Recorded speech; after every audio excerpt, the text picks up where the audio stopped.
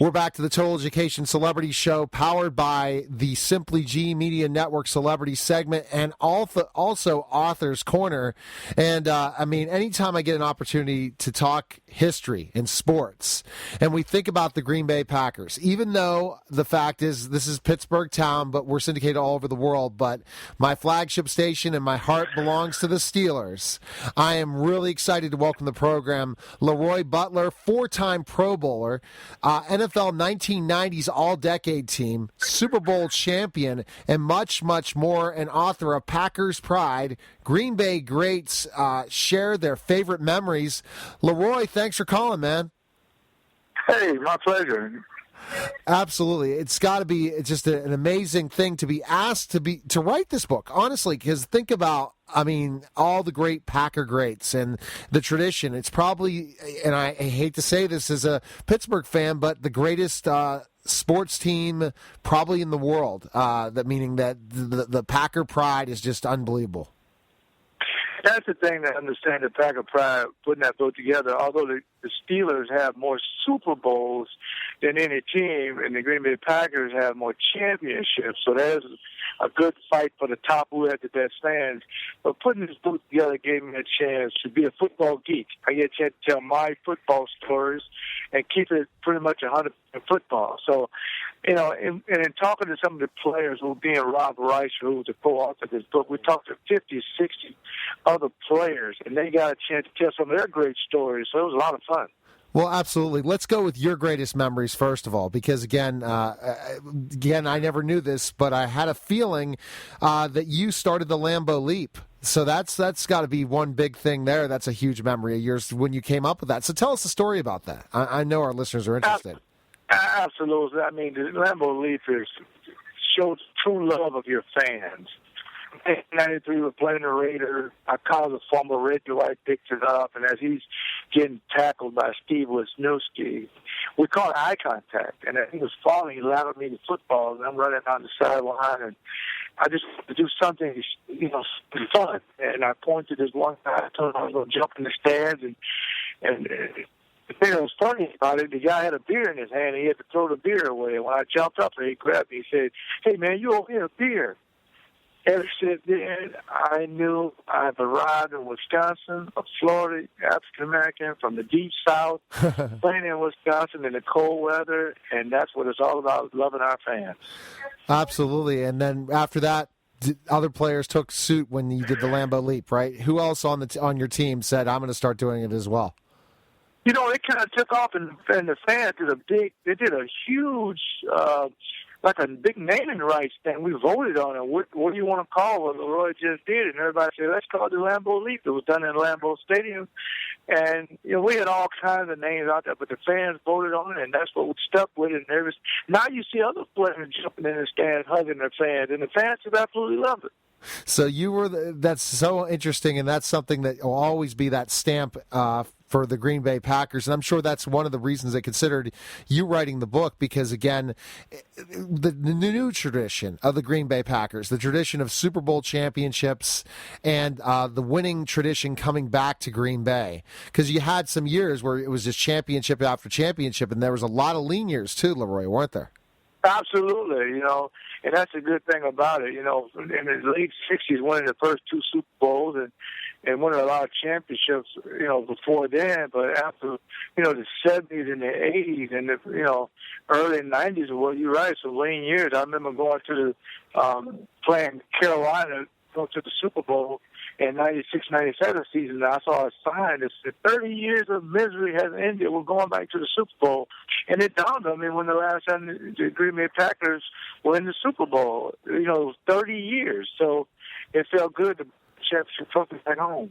Exactly, and it was always just the cool uniforms. And it's kind of like that Midwest team, and it's never going to happen again. And then you guys resurged to the point now of different things. So let's talk about some of the players you interviewed. And one, I'm going to talk about my favorites, if you don't mind, because I have some favorites of the Packers. One is Sterling Sharp. So I was a fan of his because I was a huge fan of Shannon, because I'm a Bronco fan as well. So tell me specifically what his memories of Lambeau Field was. One thing I'm going to say about Sterling, maybe Mark Tremere may disagree with this. Sterling Sharp had the best physique of anybody to ever play in a Green Bay Packer uniform. He was cut and ripped up. He was a specimen at wide receiver like you've never seen. And I don't think you'll ever see a guy other than Calvin Johnson that was big and physical the way he played. I mean, he was an imposing figure, and he was just a great guy to be around. And he was one of the favorites because all he wants to do is make plays. And I think he has some of the best hands. And I'm hoping he gets a chance to get into the Hall of Fame. But that guy, I'm telling you what, he was looked like Lee Haney, one of these muscle-bound guys at wide receiver. Absolutely, and that's interesting. His brother, again, another specimen himself, and Shannon. So yeah, so that. Oh, definitely, absolutely. Now another big one, and then I guess we thought you never have another great quarterback like Bart Starr and Brett Favre, and now you're seeing Aaron Rodgers as a monster as well. So it's pretty interesting. But what was Brett when you got the chance to talk to Brett? What was his favorite memories? I'll make this real quick. In the book, I talk about Brett Favre being the best teammate in the entire league. But not only that, I think he's the best teammate in all of sports. One thing that he did, he came into the locker room being traded from Atlanta. He got to know everybody. He went in. There was some African-American guys playing a card game called Spades. And then you go down a little further, you see some of the white guys playing backgammon, and you see some old guys with camouflage on getting ready to go hunting or talk about hunting. Then you got guys playing country music. Then you got some of the younger guys playing video games. All of that going on in the locker room. Brett networked his way around and got to know everybody. And that's why I said he's the best teammate. He didn't wait for people to come meet him. He was very proactive when he met everybody. That's why all his teammates love him. Interesting. And again, leaders, quarterbacks have to have that relationship with their players. If they want to be, protected, especially with their offensive linemen, but also provide that opportunity as leadership. Because Brett had tremendous leadership, didn't he?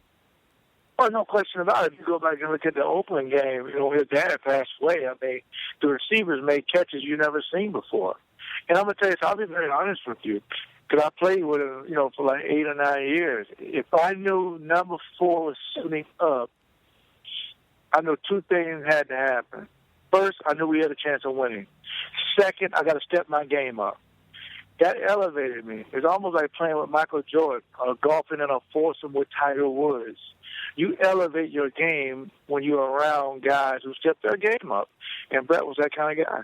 Well, absolutely, and he was a hard worker that never quit, and you just remember all the time, even when he's getting beat up, he just kept getting back up. He didn't say, "Hey, I'm going to go ahead and take myself out of this game." He just kept playing and playing and playing really hard till the rest. I mean, he's somebody. He reminds me of what Bradshaw was. Somebody that he just kept going. It didn't matter what happened. He was there, and that's truly what Brett was. And I think that's most important. You look about somebody like Terry Bradshaw, who won 4 championships. When they talk about all-time greats, they don't bring Terry Bradshaw's name up. But if you think about all the games that he was in, he won them all. If you think about the all-time winning quarterback, Brett Favre, although he only won 1 championship, he has more records than anybody. So, I was just fortunate to be with a guy like that. And I think it was important in the Packer Pride book. Any Packer fan out there listening, or just a football fan, I think you'll enjoy the stories in Packer Pride, how we take our team very seriously, religiously, and not to mention we're owned by the fans, so we absolutely love that. Oh, I understand that. So tell us, I guess, I'm sure you mentioned that in the book for people that aren't Packer fans, about that you're owned by the fans. That makes things different. Does it make it different at being in an organization owned by the fans? Yeah, I think the fans, for the most part, they see us every day. We're a part of them. They see the stock certificate, and people see it on their wall. They tweet pictures of it and stuff like that. Oh, we sign it, and I think for the most part, that's what we love about it. And that's why I think naming it Packer Pride was right spot on. And actually on the back of the book, Aaron Rodgers is doing the Lambeau Leap, and you see some of the fans in there. And even on the front, obviously you got me doing the Lambeau Leap, and the fans are all incorporated.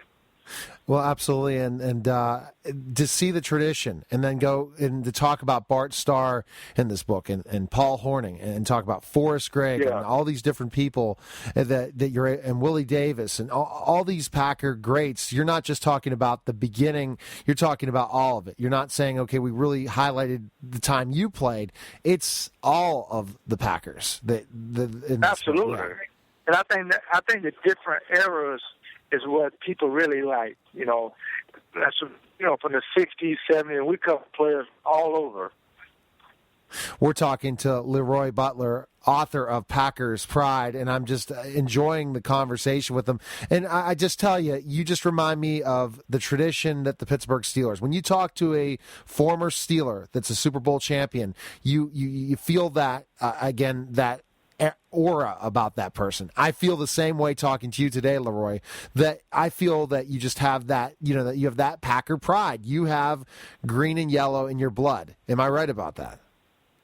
Yeah, that's what it's all about. Our fans, we love our fans. They love us. We go to some of the picnics. I think we talk to some of we can get to everything from bar mitzvahs. We're invited to charity events, and we just absolutely love our fans. And matter of fact, I'm at an event right now that we're doing a book signing, and the fans are coming in, and we just love the way we interact with the fans. So much. It's just a lot of love. Win, lose, or draw. Matter of fact, there's a story that we talk about in there. 1995, we lost to the Rams, and I was telling Rob Rice it was 35,000 people chanting "Go Pack, Go."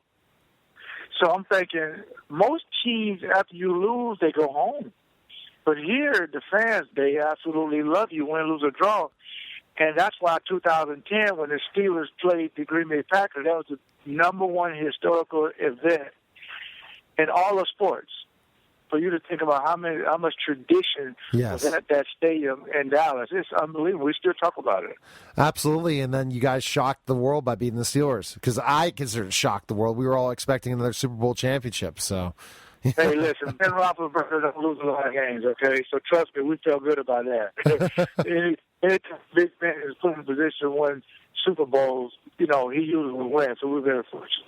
So one other question, because I know you have to get to an event, and I appreciate you taking the time again on the Total Education Celebrity Show, Author's Corner. The question I wanted to ask that really is, I guess, the whole process of writing this book and everything. It just must feel great when it's finished, because again, you probably never had such a large project like this, and to put it all together, and now to see all the Packer fans so motivated to read the book, it must make you feel really great.